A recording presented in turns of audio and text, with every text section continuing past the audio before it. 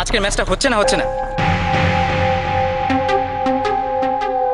ম্যাচটা তো আপনাকে করতেই হবে, তা না হলে দিয়া ভট্টাচার্যকে আপনার এই একাডেমিতে সরাসরি ভর্তি করতে হবে। হ্যাঁ, একদম ঠিক। আপনারা দিয়া ভট্টাচার্যকে ডিপ্রাইভ করতে পারেন না। আরে listen listen listen, cool down, কুল।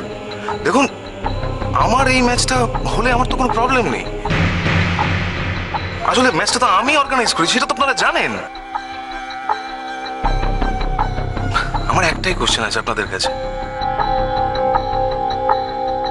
মেয়েটি কি পরে খেলবে?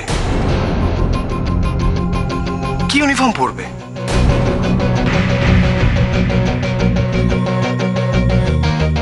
এই শাড়ি পরে আমার খেলতে কোনো অসুবিধা হবে না মিস্টার মায়াঙ্ক শর্মা।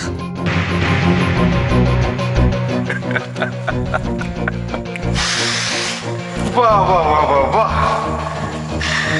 खेलने के जुनून में ये लड़की पागल हो गई। अरे क्रेजी, এটা একটা প্রফেশনাল ব্যাডমিন্টন একাডেমি। শাড়ি পরে অ্যামেচারিস্টদের খেলার জায়গা পাড়ার কোর্টে বা পিকনিকে, এখানে নয়। এখানে শাড়ি পরে ক্লাউন সেজে খেলার কথা তুমি মাথায় এনো না।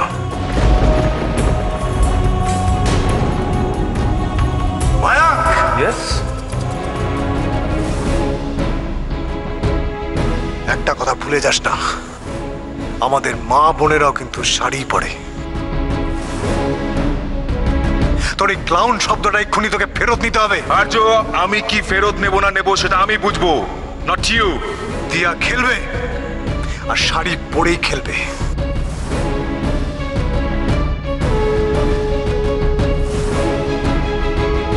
নট পসিবল, এটা আমি মানি না।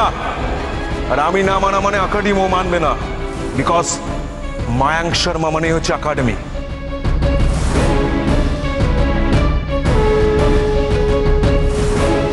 মায়াঙ্ক শর্মা একাডেমির শুধুমাত্র একজন কর্মকর্তা। তুই র্যাকেট ধরার আগেই এই রুল তৈরি হয়েছে এখানে। আমাকে বলতো, কোন রুল বুকে লেখা আছে যে শাড়ি পরে খেলা যাবে না?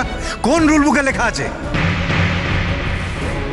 যে ব্যাডমিন্টন গিয়ার পরেই কোর্টে নামতে হবে? Show it to me, come on, show it to me.